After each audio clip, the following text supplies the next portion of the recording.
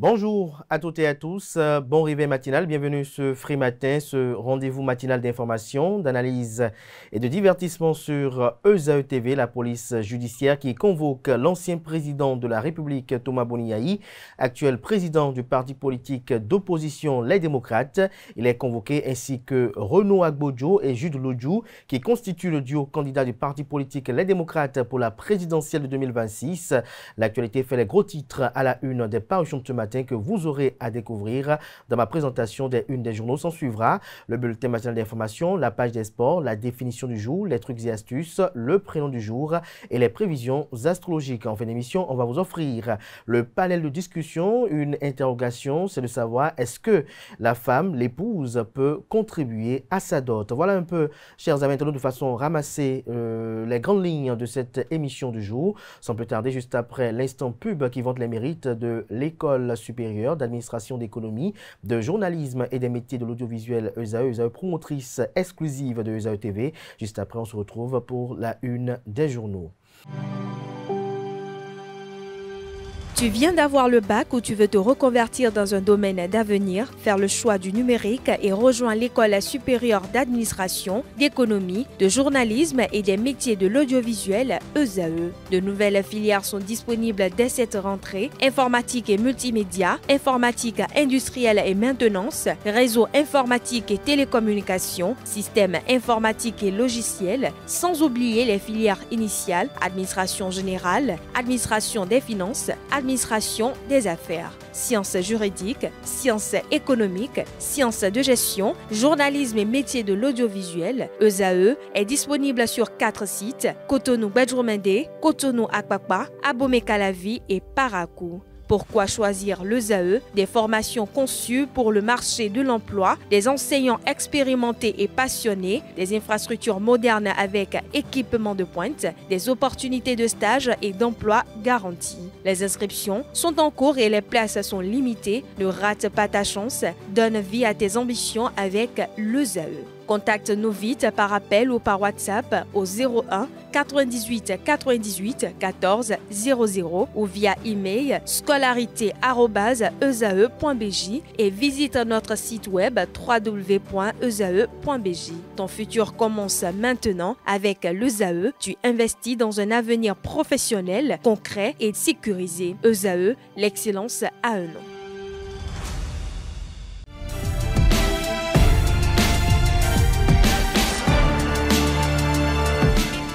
Bonjour à nouveau, chers amis internautes. Nous démarrons cette une des journaux, comme il est de tradition sur ESAE TV, par le quotidien Maison, le quotidien béninois d'information générale et d'analyse, L'Informateur, qui ce matin en manchette nous parle des polémiques autour de l'exercice du droit de parrainage.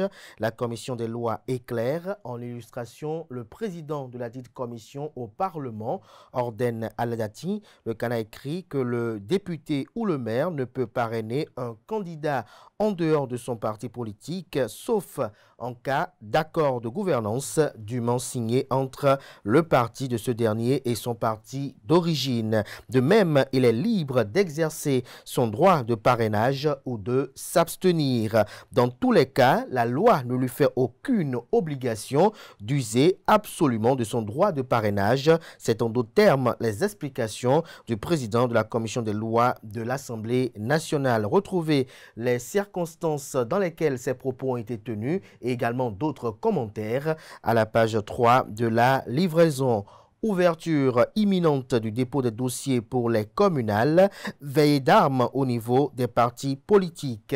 Cours de répression des infractions économiques et du terrorisme criette, des nouvelles du procès en appel du frère Ronvi. On lit également à la une de l'Informateur de ce matin: parrainage de Michel Soudjinou, nouvelle bataille juridique au sein des démocrates. L'article à retrouver à la page 6.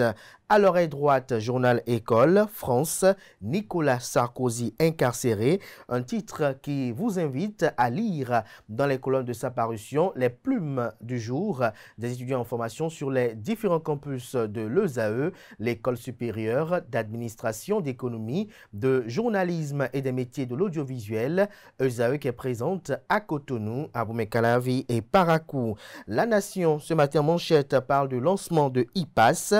Le renouvellement du passeport dématérialisé pour la diaspora. Le Cana écrit noir sur blanc que les Béninois de la diaspora n'auront plus besoin de se déplacer pour obtenir le renouvellement de leur passeport. La dématérialisation de cette formalité administrative est effective depuis ce mardi avec le lancement de e-Pass.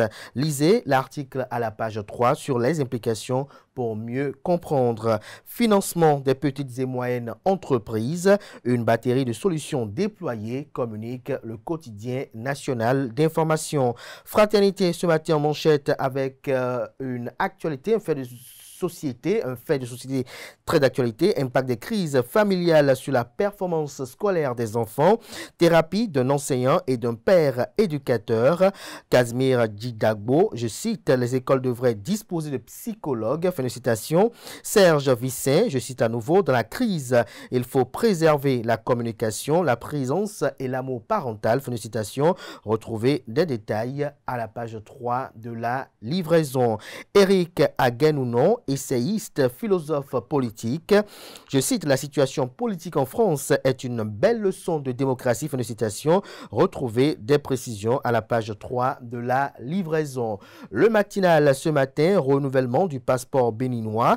La diaspora passe au numérique. La plateforme e-Pass officiellement lancée. Le Cana écrit noir sur blanc et se réjouit que le ministère des Affaires étrangères du Bénin a annoncé via un communiqué de presse en date du 21 octobre 2025 le lancement d'e-Pass, une plateforme numérique qui permet désormais aux Béninois de la diaspora de renouveler leur passeport en ligne. Cette innovation inscrite dans la politique de modernisation des services consulaires vise à simplifier les démarches administratives et à communiquer, à rapprocher l'administration des compatriotes vivant à l'étranger. Recours sur l'autoparrainage, la Cour constitutionnelle se déclare incompétente. Matin libre ce matin, présidentielle de 2026, retour sur l'origine des suspicions d'exclusion à la page 2 de la livraison. Conduite à Cotonou, Tokpa et discipline, une cause perdue, s'interroge le titre. Élection de 2026, Savet, Syriac et Don engage les leaders religieux pour la paix. Le Béninois libéré, lancement du e-Pass, Patrice Talon révolutionne l'accès aux services pour la diaspora. Une vraie diplomatie 4D pour simplifier le renouvellement de passeports pour la diaspora. On peut lire également à la une de Le Béninois libéré de ce matin, falsification du parrainage de Michel Sodinou sur plainte de Sodinou. Convoqué à la brigade, Yahi fait réserver son billet d'avion. D'où tire le confrère cette information? Lisez dans les colonnes de sa parution pour mieux comprendre. Sélection, autant pour moi, des opérateurs pour la gestion des cantines scolaires. L'ANAN, des irrégularités dénoncées dans l'attribution du lot 11. La bataille judiciaire est lancée entre l'agence et une organisation non gouvernementale. Lisez l'article à la page 3 pour mieux comprendre. Affaire fiche de parrainage pour la présidentielle de 2026. L'ancien président de la République, actuel président du parti politique d'opposition Les Démocrates, Thomas Boniaï, et le duo candidat Jules Lodjou et Renaud Agbodjo, convoqués par la police judiciaire. Les convocations transmises par voie d'huissier hier mentionnent le confrère. L'économiste entretient avec l'ambassadeur Messoud Kot, la Turquie, partenaire de développement du Bénin. Retrouvez des détails à la page 10 de la proposition. Libération parle de la 3e édition des Vodou Days. Les inscriptions et demandes d'accréditation lancées. Bénin intelligent à présent, CEDEAO, Communauté économique des États de l'Afrique de l'Ouest, vers un cadre régional de cybersécurité énergétique. Aucun acteur ne peut avancer seul. Cotonou accueille le 10e forum sur la régulation énergétique, fait observer le quotidien. Le matin, ce matin, partenariat banque UBA, jumeaux, MTN Mobile Money, un pas de géant vers l'inclusion économique au Bénin, le nouveau produit Momo Cash de MTN lancé, retrouvez les implications dans les colonnes de la proposition. Info matin, célébration en différé de la journée internationale des personnes âgées, la mairie d'Abomey-Calavi honore la sagesse et l'expérience. Le Figaro national, deuil dans la République, Sabaï Katé, un homme d'État parti dans le silence. silence. On lit à présent la une de Les 4 vérités pour des élections générales apaisées en 2026 au Bénin. Le CCCR invite la classe politique à privilégier le dialogue et les voies de recours légales. Il s'agit bel et bien du cas de concertation des confessions religieuses qui propose à tous les leaders politiques la signature d'une charte de paix et de bonne conduite. Classement dans les établissements privés au titre de l'année 2025. Les nouveaux bacheliers invités à s'inscrire en ligne à titre payant du 22 au 29 octobre. En illustration, la photo de la ministre de l'Enseignement supérieur et de la Recherche scientifique, en la personne de Éléonore Yahi Ladécan. Michel Sodino justifie le retrait de son parrainage au candidat de son parti, les démocrates. Mon combat est pour la démocratie interne, retient le confrère de ses déclarations. Agaché News, tension avant les élections de 2026. Les confessions religieuses alertent et proposent une charte de paix. Le Télégramme ce matin, drame à Bomé-Calavi, le gardien de magasin tué par des malfrats. On peut lire également à la une du Canard ce matin, affaire parrainage. Boni Yahi, président du parti Les Démocrates, Renaud Agbodjo et Jude Lodjou, convoqué. Également la une du même Canard ce matin, polémique autour du parrainage. Le parrainage reste un droit individuel mais encadré. Les clarifications de Orden Aladati, président de la commission des lois du Parlement béninois, a retrouvé à la page 2 de la livraison. Processus électoral à la une de Le Pays émergent. Boni Yahi, Renaud Agbodjo et Jude Lodjou convoqués par la police judiciaire. Le confrère de l'emblème du jour titre ce matin, innovation gouvernementale et services consulaires. IPAS, le passeport béninois devient numérique.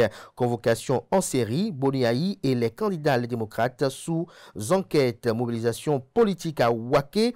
Le fan club Romuald Wadaï passe à l'action à Ouaké. L'autre vision, forum économique Istanbul 2025, la Turquie renforce son offensive économique avec l'Afrique. La boussole ce matin, audience parrainage de Sodino à la Cour constitutionnelle. Encore 24 heures de répit pour les démocrates. Décryptage info, crédit bancaire dans l'UMOA, près de 2/3 des financements dans 3 secteurs, lesquels vous sont révélés dans les colonnes de sa proposition. Gouvernance, secteur privé et décentralisation. L'Allemagne mise 98,4 millions d'euros pour appuyer le Bénin. Action conjointe et priorité à venir. Les banques multilatérales de développement font le point, lequel point est présenté à la page 4. Nouvelle expression, affaire Philippe Aza Nyanji. La Cour spéciale des affaires foncières et domaniales face au vieux démon des Réviers. En illustration, les photos de Patrice Talon, président de la République et chef de l'État, chef du gouvernement, et celle du ministre garde des Sceaux en charge de la justice et de la législation, à la personne de Yvon Détienou. On lit à présent le routier. Révolution pour la diaspora béninoise. Le passeport se renouvelle en ligne avec IPAS. Affaire financement libyen, Nicolas Sarkozy incarcéré à la prison de la santé à Paris. Le quotidien Le Soleil Bénin Info, mois du consommant local. Des entrepreneurs entre défis, espoir et engagement. Consommer local, c'est soutenir nos agriculteurs, préserver notre culture et construire une économie plus forte, fait observer le journal. On peut lire également à la une du Canard ce matin, à l'initiative de la CNDDB, la diaspora béninoise de Nantes, mobilisée pour le développement du Bénin, a fait parrainage pour la présidentielle de 2026. La Commission électorale nationale autonome Sénat répond aux partis politiques et démocrates et met les points sur les i. Ce sera tout pour la présentation de quelques titres parus ce jour dans la presse locale. Merci de votre aimable attention.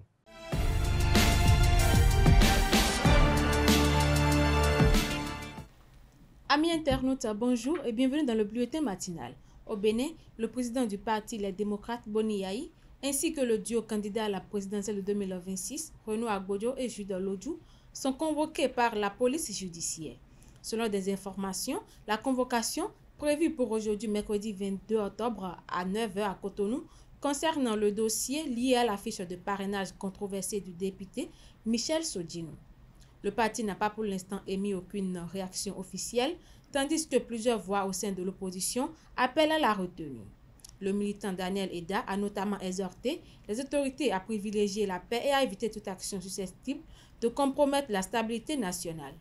L'affaire parrainage du député des démocrates Michel Sodinou a connu un nouveau rebondissement avec sa sortie médiatique du dimanche dernier. Une intervention qui vient remettre en cause les informations précédemment communiquées par le parti, ce qui suscite des commentaires au sein de l'opinion publique. Au micro de Kanté Amoussou, Diane Kouagou et Morissette Temasoussi, quelques citoyens rencontrés dans la ville de Cotonou ont commenté cette actualité. Je pense que lui-même il a vu ce qu'il a fait, c'est irresponsable. Si bien qu'il tente de se défendre. Il tente de se défendre et il doit accorder son parrainage. Même le premier parrainage, normalement, doit être valable. Il est en train de faire une confusion terrible parce qu'il oublie qu'il a été mandaté par le parti et les membres et sympathisants qui ont voté pour lui, je crois dans la 19e circonscription, qui ont voté pour lui. Et qu'il doit comprendre aussi que le parrainage ne lui appartient pas, que le parrainage appartient au parti. Et que lui, ce qui lui appartient seulement, ce ne sont que les avantages liés au poste de député. Sodinou, toujours, ces sorties médiatiques ont été claires. Sodinou a été clair. Bien avant, l'ancien président du parti, les démocrates, Éric Mouté, a dit que c'est depuis qu'ils étaient rentrés en possession de leur parrainage, que dans le bus, Sodinou ne voulait pas remettre son parrainage. Donc ça a dit qu'il a déjà antécédent dans leur parti démocrate. Et dans les propos du président Éric Mouté, nous entendons qu'il supplie Sodinou à remettre. Comment vous pouvez dire que vous n'êtes pas d'accord avec ça? Et vous êtes seul, sur 28, vous êtes seul. 2021 de Fio, au Bikwengbe, Somi, Togaleton, au Demen Miton, Soui, et donc, de mi et parrainage ton et de mi konkaka Hukia Madougou, et Jomi, bon, mina ze parrainage miton Johnny, bon, et n'est plein si quoi, et donc, mon coton kunemo, parti teme ka de UPMD, et donc, mon coton kunemo, donc, c'est Joe. Ah, ben c'est qu'il gagne donc parrainage appartient nous et au parti politique appartient à mes de l'ISO parti de l'ISO dio si tu dis ouais si alliance ouais. C'est pour éviter toutes ces situations que le législateur a bel et bien dit prévu que le parrainage appartient au parti et que aucun député ne peut encore parrainer un candidat qui n'est pas choisi par son parti. Sodinou normalement derrière le père mais on bâton Dieu vraiment nous tu arrive mais on a démissionné de roro et il a dit nous a fait dion et oui a dit il disait vraiment nous disait mami et non est passé à il disait mani parce que père de Dieu doit vraiment il y a à son père si nous à doit. Quoi qu'en soit ce qui se passe, il n'y a aucun parti politique dans ce pays qui n'a pas de problèmes internes et ça se règle toujours. Mais ça se règle à l'interne. Et de ce fait, je crois que unanimement sur les 28 députés que les LD ont, la majorité, les 27, ont choisi de parrainer le candidat choisi, M. Renaud Agbodjo. Donc du fait, l'honorable Sodinou devrait se plier à la règle de la discipline, à la règle de la majorité, qu'il soit d'accord ou pas. Dans n'importe quelle association, c'est toujours la voix de la majorité qui importe. À l'approche des élections générales de 2026, le cadre de concertation des confessions religieuses du Bénin appelle les acteurs politiques à préserver la paix et à faire preuve de responsabilité. Dans un communiqué signé par son secrétaire général, Michel Alokpo, le CCR invite les partis à éviter tout discours haineux et à recourir uniquement aux voies légales en cas de litige électoral. L'organisation interreligieuse propose également la signature d'une charte de paix et de bonne conduite pour engager les candidats à un comportement exemplaire tout au long du processus électoral. Elle exhorte enfin les institutions impliquées dans les élections, notamment la Sénat et la Cour constitutionnelle, à agir avec impartialité et transparence.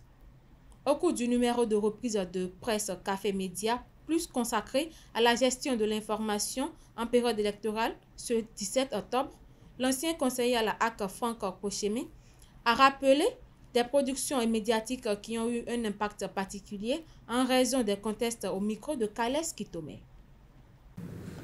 Par rapport à quoi, en 2011, j'étais directeur de publication du quotidien L'Informateur.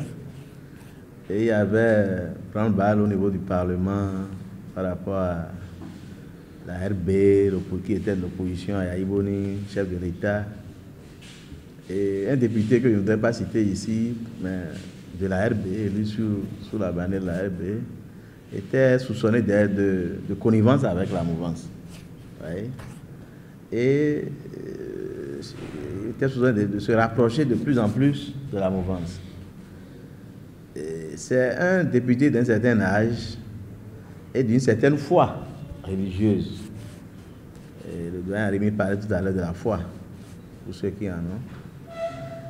Et donc, sur la base de ces éléments, nous avons fait une production que j'ai signée, dans laquelle nous mettions en exergue sa sagesse. La sagesse de ce député-là.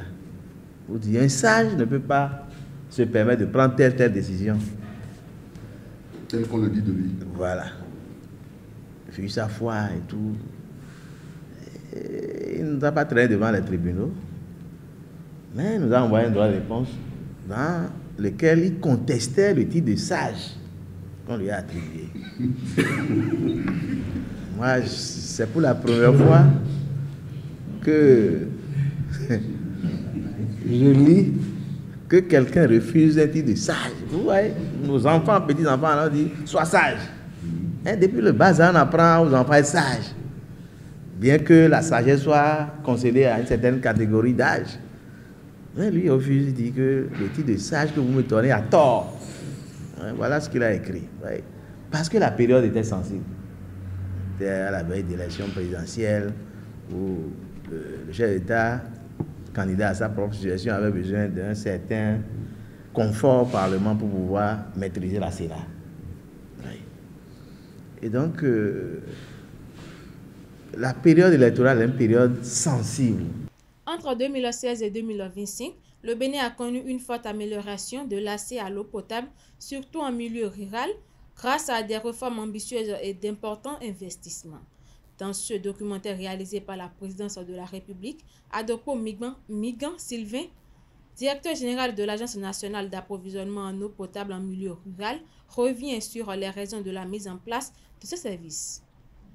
La vision était d'analyser les raisons pour lesquelles, tant d'années après les indépendances de 1960, en 2016, on soit à un taux de décès qui avoisine seulement les 40%. Il y a eu beaucoup de manquements. On ne planifiait pas correctement pour pouvoir anticiper sur l'augmentation de la population qui doit être desservie. On ne mettait pas assez de moyens financiers parce que pour pouvoir desservir la population de façon optimale, il faut des moyens colossaux. Donc la planification doit être traduite en besoins financiers et ces besoins financiers doivent être satisfaits. Les infrastructures qu'on mettait à la disposition des populations ne sont plus à la hauteur des besoins d'aujourd'hui. Et la dernière des choses, c'est la façon dont les infrastructures sont maintenues, exploitées, gérées sur le thème pour pouvoir... La nouvelle vision peut se résumer en deux choses essentielles. La première des choses, c'est de faire une réforme de tout le dispositif pour pouvoir asseoir une nouvelle stratégie, qui soit une stratégie d'aujourd'hui et qui répond aux besoins d'aujourd'hui. Et ensuite, pour pouvoir corriger la desserte, c'est de faire des investissements massifs très rapidement, avant le thème fixé par les Nations Unies, de façon à obtenir une desserte intégrale bien avant 2030. La vision dont la finalité est la desserte universelle à l'eau potable, c'est de permettre à chacun des Béninois vivant en zone rurale d'avoir accès à l'eau potable. Chaque citoyen doit avoir accès à un point d'eau qui délivre de l'eau potable dans un rayon de 500 mètres maximum ou dans un aller-retour pour aller chercher de l'eau n'excédant pas 30 minutes. Nous sommes allés un peu plus loin. Bientôt, ce ne serait plus les forages équipés de pompes à motricité humaine, mais ça doit être des ouvrages de points d'eau sécurisés, qui sont soit des bonnes fontaines connectées à un système d'alimentation en eau potable ou des robinets dans le ménage. Une dernière information, au Cameroun, le président sortant Paul Biya arrive largement en tête du scrutin présidentiel du 12 octobre 2025. Selon les chiffres provisoires de la Commission nationale de recensement général des votes, le candidat du RDPC obtient 53,66% des suffrages. Il devance Issa Chiroma Bakari du Front pour le Salut national du Cameroun crédité de 35,19%. Ce dernier conteste toutefois les résultats et revendique la victoire avec plus de 60 voix, dénonçant une manipulation des résultats. La proclamation officielle du vainqueur par le Conseil constitutionnel est attendue pour le 23 octobre prochain. C'est tout pour le bulletin matinal. Merci de nous avoir suivis. À très bientôt. Mesdames et messieurs, bonjour et bienvenue sur la page des sports de ce matin. Contre vents et marées, l'année 2025 sera l'an de la première édition de la CAM 2025. C'est visiblement l'engagement que se sont faits les organisateurs de cette prestigieuse compétition sportive de football qui a vu le jour il y a 3 ans en Côte d'Ivoire sur l'initiative du jeune entrepreneur ivoirien Jonathan Morrison. En effet, reporté pour cause de commodité de l'arène devant abriter la compétition. Il s'agit bien évidemment du Hall des Arts de Cotonou. La CAM Bénin 2025, initialement prévue pour se tenir du 2 au 31 août dernier, aura finalement lieu du 15 novembre au 6 décembre 2025. Au centre sportif de Soweto à Cotonou. C'est au détour d'une conférence de presse le lundi 20 octobre 2025 que le premier responsable de cette entreprise, Jonathan Morrison, a rendu public la nouvelle date et les spécificités apportées à ce challenge.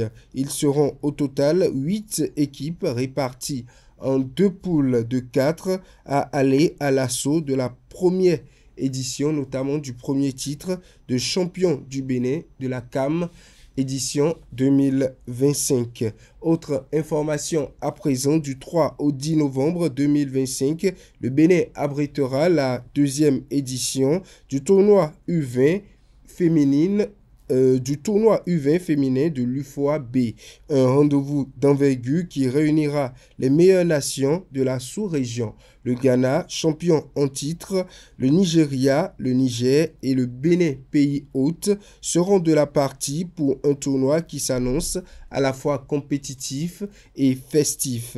Au-delà de l'enjeu sportif, cette compétition constitue une vitrine majeure pour la promotion du football féminin en Afrique de l'Ouest. En accueillant cette édition, le Bénin réaffirme sa volonté de soutenir la pratique féminine, de créer un cadre d'expression pour ces jeunes talents.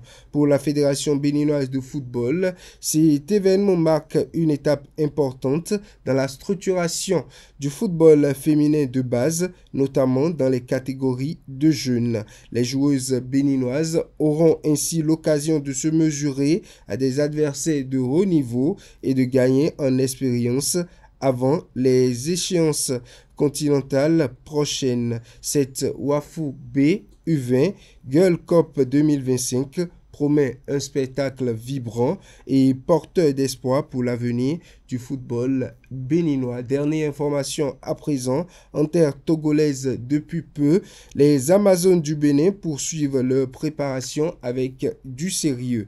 Hier mardi 21 octobre, le groupe dirigé par le sélectionneur Abdoulaye Ouzérou s'est entraîné sur le terrain d'Agbo de renfort. Cela s'est déroulé évidemment dans une ambiance studieuse et concentrée.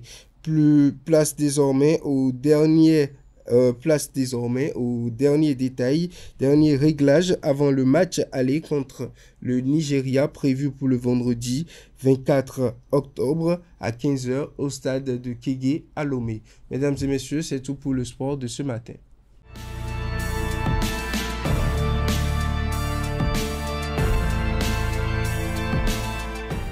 Amis internautes, bonjour et bienvenue dans votre rubrique La définition du jour. L'expression à découvrir aujourd'hui a une particularité assez curieuse.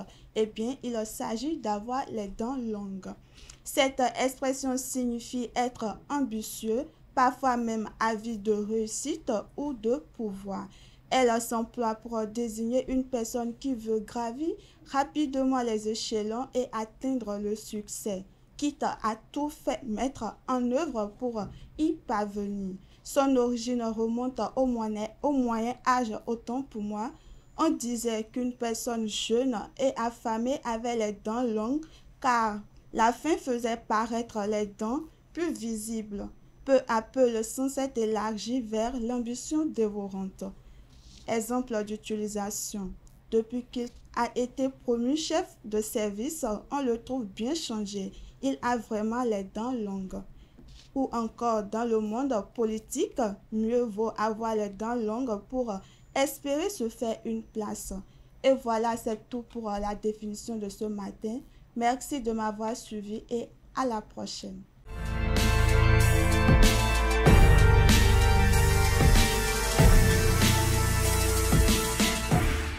Tout casse, même une ampoule. Amis internautes, bonjour, heureuse de vous retrouver ce matin. Aujourd'hui, dans la rubrique Trucs et astuces, on parlera pas d'astuces, mais plutôt des mesures de sécurité et méthodes simples pour retirer une ampoule cassée de sa douille. Alors, comme première mesure de sécurité, coupez déjà l'alimentation.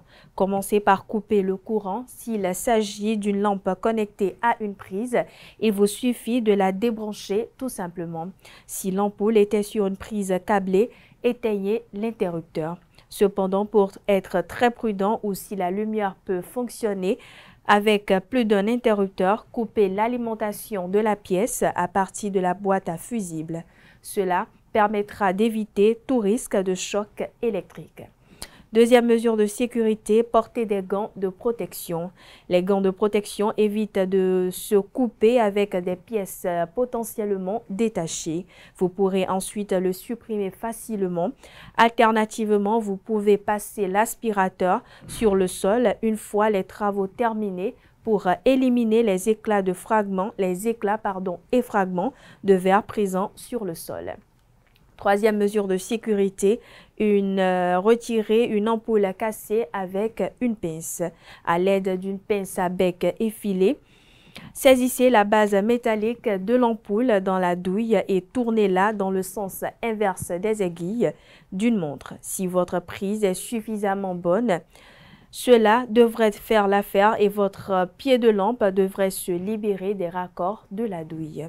Enfin, quatrième mesure de sécurité, retirer une ampoule cassée à l'aide d'une pomme de terre. Et oui, la pomme de terre, toujours polyvalente, peut également être utilisée pour retirer une ampoule cassée. C'est une méthode fortement recommandée si vous avez beaucoup de morceaux de verre et que vous n'avez pas accès au support de lampe.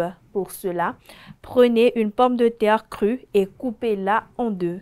Appuyez-le aussi profondément que possible contre l'alvéole afin que les fragments saillants rentrent directement dans la pomme de terre.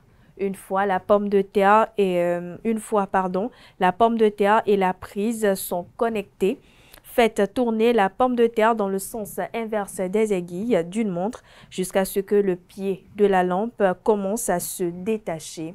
Au lieu d'une pomme de terre, vous pouvez également essayer cette astuce avec une éponge. Et voilà, chers internautes, c'est tout pour l'astuce de ce matin ou les mesures de sécurité pour retirer une ampoule cassée de sa douille. Merci de m'avoir suivi et à demain.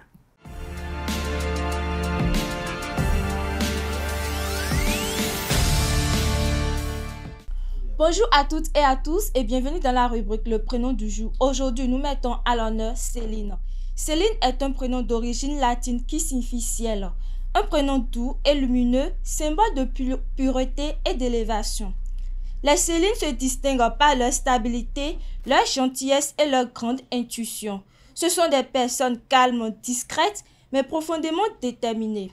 Sous leur apparente douceur se cache une force tranquille, capable de surmonter bien des épreuves. Au travail, Céline est rigoureuse, perfectionniste et investie. Elle aime bien faire les choses et ne laisse pas le hasard. En amour, elle recherche la sincérité et la stabilité. Fidèle et attentionnée, elle donne sans compter à ceux qu'elle aime. Sa couleur porte-bonheur est le bleu, symbole de paix et de sérénité. Son signe le plus compatible est le taureau, avec qui elle partage la loyauté et le goût du vrai. Bonne fête à toutes les Célines. Voilà, c'est tout pour le prénom du jour.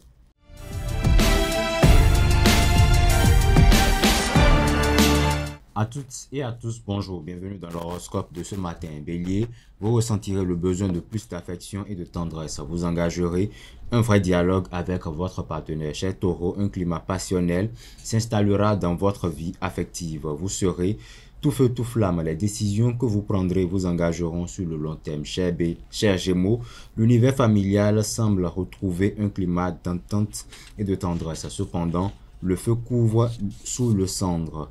Pour nos amis Cancer, vous pourriez recevoir des nouvelles de certains membres de la famille dont vous vous étiez éloigné. Ces liens privilégiés vous apporteront une nouvelle sécurité affective. Amis Lion, quelle que soit votre situation amoureuse, les circonstances extérieures vous pousseront à dépasser votre timidité et à accepter d'être sur le devant de la scène. Chère Vierge, risque de rivalité amoureuse ou d'un sentiment de jalousie injustifié. Faites en sorte de ne pas agir avec impulsivité. Balance, vous éprouverez plus que jamais le besoin d'une union ou d'une liaison durable. Pour nos amis Scorpions, vous chercherez à mieux comprendre les attentes de votre partenaire. Vous serez enclin à vous prélasser dans un petit confort conjugal. Sagittaire, vous prêterez plutôt la plus grande attention à votre partenaire. Capricorne, faites attention aux désillusions, ne faites pas de grands projets avec une personne que vous venez de rencontrer. Amis Verseau, vous qui n'aimez pas être seul, vous aurez tout de même besoin de vous isoler un peu aujourd'hui. Pour finir, Poisson, vous cherchez une relation stable et les astres semblent vous soutenir. C'est tout pour l'horoscope de ce matin. Merci et à la prochaine.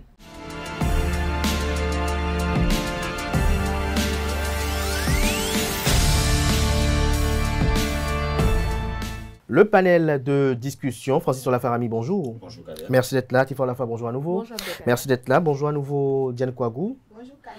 Et bonjour à vous, Romaric Dessougoubino. Merci d'être là. Alors, Francis Olafarami, est-ce que pour vous, vous pensez que votre épouse doit vous porter un coup de main pour sa dot? Je pense qu'elle ne doit pas forcément le faire, mais si elle se sent capable de le faire, donc elle peut le faire. Mais on ne va pas quand même le lui imposer. Je pense que le fait qu'une femme contribue à sa propre dot, c'est de prouver à son mari, bien à son futur époux, qu'elle est capable de s'investir, que ce soit émotionnellement et même matériellement, dans le bon fonctionnement du foyer. Donc je pense que c'est de bonne guerre. C'est de bonne guerre. Tu fais la fin, vous le conseillerez ou vous le ferez vous-même? Jamais de la vie. Pourquoi? La dot, c'est déjà un acte symbolique qui représente l'union entre deux familles, deux couples, deux personnes plutôt. Et donc, si en tant que femme, je dois participer à ma propre dot, c'est que je me marie moi-même, je n'appartiens pas à quelqu'un, enfin, si je peux le dire ainsi. Pour moi, la femme ne doit en aucun cas participer à sa dot ou même s'impliquer financièrement parce que c'est l'homme qui dote la femme. Et selon la tradition, c'est la famille du marié qui apporte la dot pour la femme. Si la femme veut aider son homme, ce sera dans un autre domaine, dans un autre contexte, mais pas en ce qui concerne la dot. Parce qu'à partir du moment où vous participez à votre propre dot, c'est que vous limitez même le rôle de l'homme dans le foyer. Vous remettez en question la responsabilité et le rôle de chef de famille d'un homme. Donc pour moi, la femme ne doit en aucun cas participer à sa dot. Diane Kouagou, sur la même question? Atifa a déjà tout dit. Donc on n'a qu'à conclure. Non. Pour moi, c'est impossible. Si je dois participer à ma propre dot, il vaut mieux rester chez mes parents. Oui.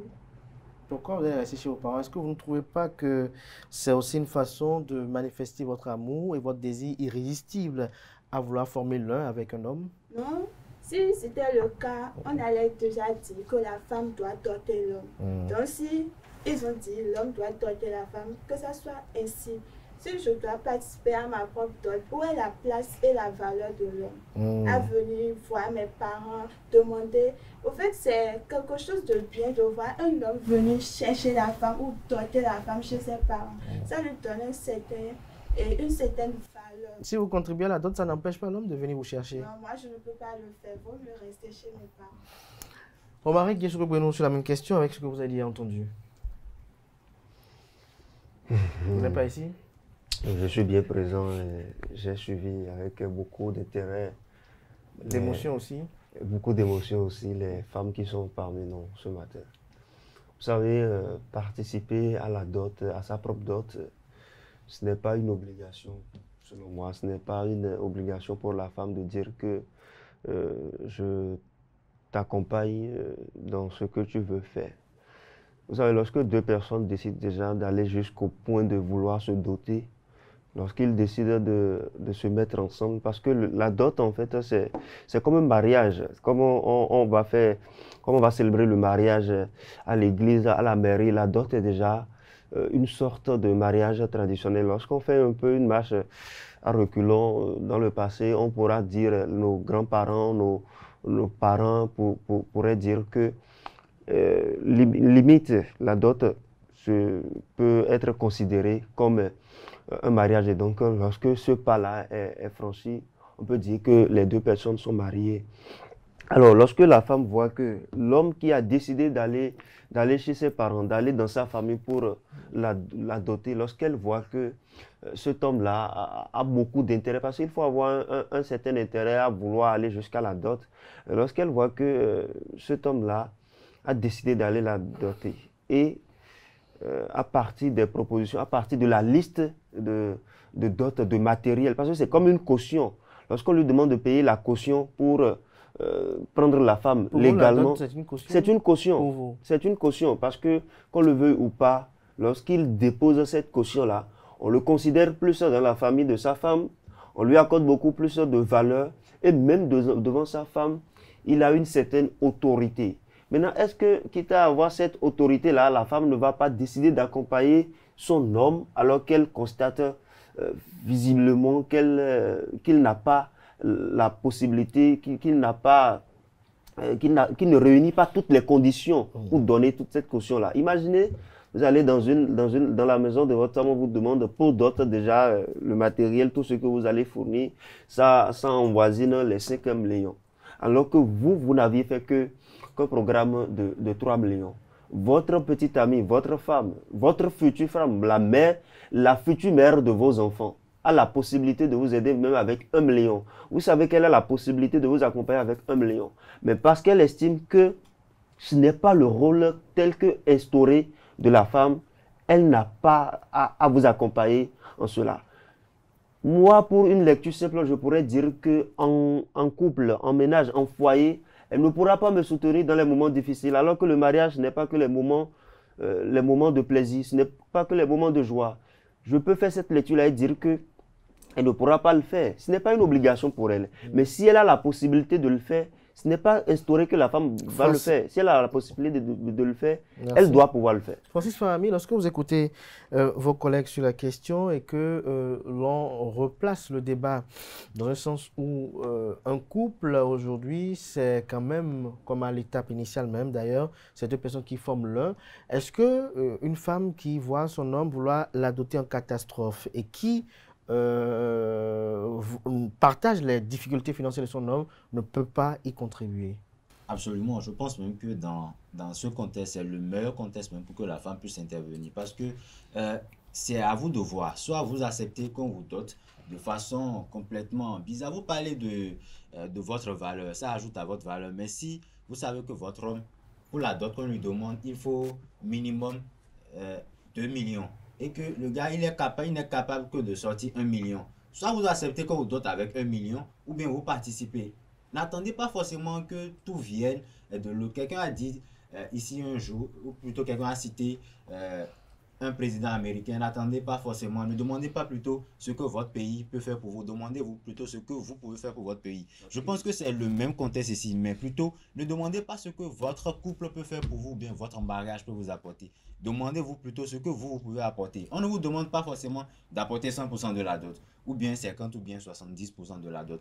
Montrez plutôt à votre homme que vous pouvez participer. Même s'il faut 1 million pour compléter la dot et que vous donnez 200 000, un homme sérieux, réfléchi, ira chercher le reste. Même s'il ne dépose pas 100% de la dot, il va déposer une moitié. Donc, c'est à vous de voir.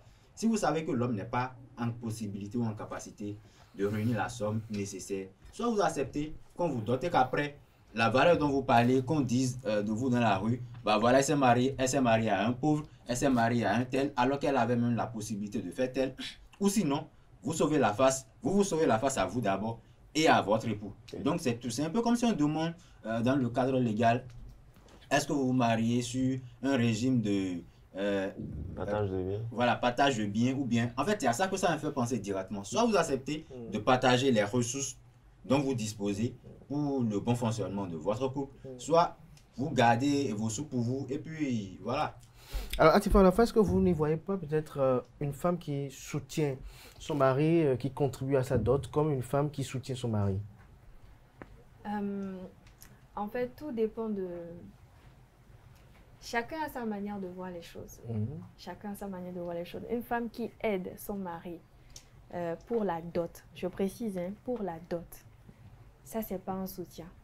C'est en quelque sorte rendre l'homme paresseux. Lorsque vous n'avez pas encore les moyens pour doter une femme, prenez votre mal en patience, cherchez l'argent. Ce sont les femmes qui exigent qu'on les dote. C'est quelque chose de très sacré. Et la dot, dans certaines familles, la dot, c'est non négociable. Lorsque la famille de la mariée vous liste ce qu'il y a à donner pour la dot, on ne négocie pas. Et donc, lorsque vous n'êtes pas prêt pour doter une femme, justement, c'est parce qu'aujourd'hui, on a désacralisé l'utilité, ou comment je vais le dire, ce que c'est réellement la dot. Parce que quand on parle de dot, c'est quelque chose de très puissant, de très sacré. Et c'est l'union de deux familles. Aujourd'hui, on se donne le vilain luxe de négocier la dot, de dire pourquoi une famille doit se sentir plus impliquée dans la chose. Si c'est l'union de deux familles, quel est l'intérêt pour une seule famille? Non, mais attendez, lorsque vous décidez de prendre une femme, ce n'est pas votre décision personnelle. Ça ne dépend pas seulement de vous. Il y a les parents qui ont leur mot à dire. Il y a les aînés de la famille. Il y a les aînés de votre famille qui ont leur mot à dire. Lorsque vous décidez de prendre une femme, c'est votre décision personnelle d'abord. Et vous savez, mais vous ne mariez pas une femme comme ça. Parce que vous venez d'une famille. Après, si vous n'êtes pas du genre à respecter la tradition, à respecter votre famille, à faire les choses dans la norme et dans la logique, ça c'est un autre débat. Mais lorsque vous décidez de doter une femme, de prendre une femme sous votre toit et de dire ça c'est ma femme, je vais demander sa main, vous mettez les moyens qu'il faut. Si vous n'êtes pas encore prêt financièrement, psychologiquement, mentalement, prenez votre mal en patience, rien ne presse. Si la femme décide d'aider son homme pour la dot, ça n'engage qu'elle. Mais selon la tradition, c'est pas autorisé. C'est pas autorisé. C'est pas du tout autorisé. Maintenant, vous savez, la femme qui aide, c'est pas parce que votre femme vous aide pour la dot que c'est une femme qui va vous soutenir dans le foyer ou dans le mariage, dans tous les sens du terme. Ça n'a rien à voir. Absolument. Si la femme vous aide, ça ne veut pas dire qu'elle va vous aider. Elle peut être mariée à vous après et attendre que vous fassiez tout de vous-même. Et c'est pas quand vous êtes une femme et qu'à un moment donné, surtout concernant la dot, vous vous impliquez ou vous donnez, c'est comme Diane l'a dit, vous remettez en cause le rôle ou la place de l'homme dans la famille. L'homme n'a plus sa valeur. Et on se connaît entre femmes. Hein. Certaines seront forcément choquées, mais on se connaît très bien. La femme, dès qu'elle aide l'homme ou elle participe à quelque chose, à un moment ou d'un moment à un autre, elle va forcément vous le rappeler. Et on parle de la dot. Lorsque vous vous impliquez dans votre dot, c'est que vous, en tant que femme, vous ne vous soumettez pas à votre mari, vous n'avez aucun respect pour lui parce que vous allez vous dire, mais après tout, tu n'as pas pu payer ma propre dot, donc qu'est-ce que tu veux me donner ou qu'est-ce que tu veux m'apprendre? Et vous savez, Jessou a parlé tout à l'heure de l'implication de quand la femme donne la dot, aide son mari à se doter elle-même. Vous savez, lorsque vous êtes en couple, il y a une chose, soit vous décidez de faire les choses dans les normes, ou vous prenez votre mal en patience et puis ça passe.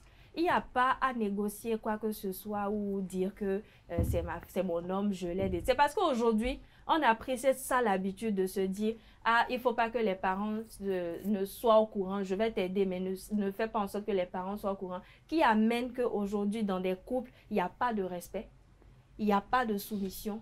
Et tout le monde se comporte comme on veut.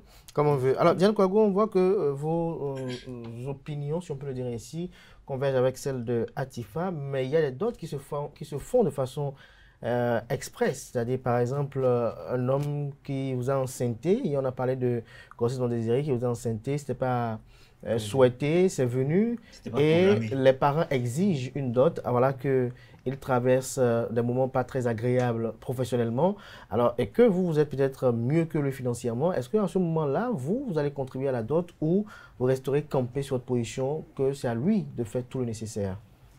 Alors, je dirais plutôt que si il a fait le programme d'ancienneté la femme, c'est qu'il s'était déjà préparé. On a parlé de grossesse non désirée. C'était pas programmé, c'était même pas prévu. En allant à l'acte sans protection, c'est qu'il s'attend à quelque chose. Parfois, il y en a qui portent parfois 2 à 3 capotes, mais pourtant ça se solde à une grossesse.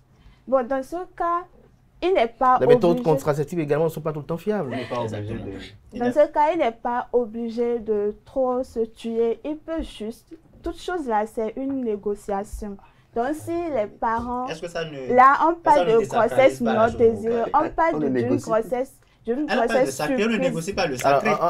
On l'écoute. Oui. Donc, grossesse surprise. Oui, c'est une grossesse surprise. Donc, il ne s'attendait pas, il ne s'était pas préparé pour une dot. Donc, si les parents réclament une dot, là, il ne va pas trop se fracasser.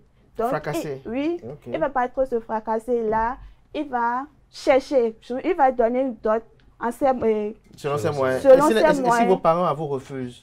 Non, les parents ne peuvent pas refuser. Et s'ils refusaient quelque chose? J'en sais quelque chose. Les parents ne peuvent pas refuser parce que c'est quelque chose de surprise, ils ne s'attendaient pas. Donc, ils donnent le peu qu'il a.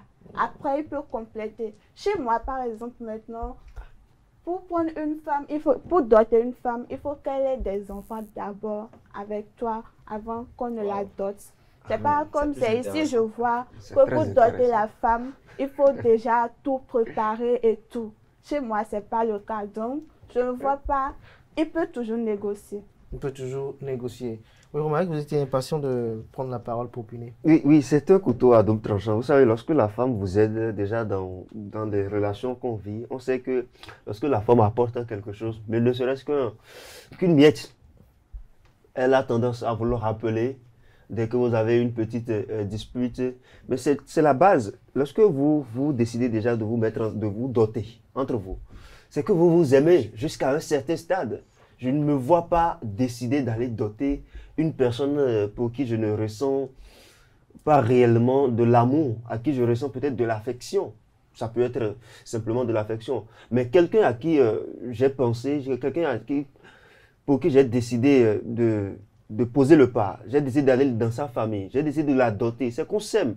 Et il y a eu des discussions, on a mené des échanges, on a mûri nos pensées. Ça veut dire qu'on s'aime déjà jusqu'à un certain stade. Et lorsqu'elle voit que je n'ai pas la possibilité de le faire jusqu'au niveau où sa famille voudrait que je le fasse, et elle en a la capacité, elle peut décider de m'apporter son soutien. Atifa a dit que c'est sacralisé, c'est sacralisé la dot. La dot, c'est traditionnel. C'est sacré. C'est sacré, tout ce qu'elle a dit là. Je suis d'accord. Mais aujourd'hui, on évolue avec la modernisation. Qu'on le veuille ou pas, les choses ont changé. Aujourd'hui même là. Aujourd'hui, ce ne sont même pas les hommes qui sont pressés d'aller dépenser pour la dot. Tenez-vous tranquille, on sait que lorsqu'on s'engage dans cela, on doit dépenser. C'est parce que la femme a besoin, n'est-ce pas, de se faire appeler, je suis madame telle, je suis la femme de telle. Elle a besoin de se trouver. Elle a dit tout à l'heure que c'est l'homme le responsable, c'est l'homme le chef de famille. Mais lorsque la femme voit qu'elle a besoin d'un chef de famille, elle a besoin de quelqu'un qui soit responsable, quelqu'un qu'on dise que voilà, elle est associée à ce nom-là.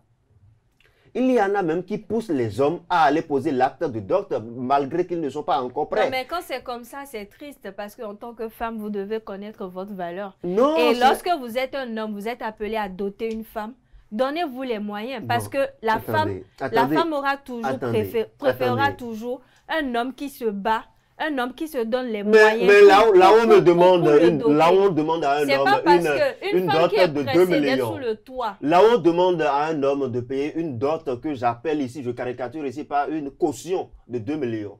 Et là il a eu la possibilité. Une caution pour se récupérer. Pour récupérer une femme. Non. Une caution, c'est que vous donnez quelque chose Et après, vous pouvez même réclamer on une caution. récupère aussi la dot. Oui, ça peut se faire. Il y a des familles, il y a des familles où mais c'est pas mais la universel. tradition, normalement, Mais il y a des familles. la valeur même de la caractéristique même de la dot, c'est qu'on n'en prend pas deux fois. Exactement. On n'en prend pas deux fois, c'est dire quoi? Lorsque je vais doter une femme, personne d'autre, personne ne va plus la doter. Normalement, c'est ça. Et si ça devrait arriver, ça veut dire que c'est gâté. Ça veut dire que c'est gâté. Mais là où on me demande une caution de 2 millions, et j'ai eu déjà 1 500 000 francs. Une dot qui est évaluée à 2 millions. Bon, une dot qui est évaluée à 2 millions. J'ai eu 1 500 000 francs.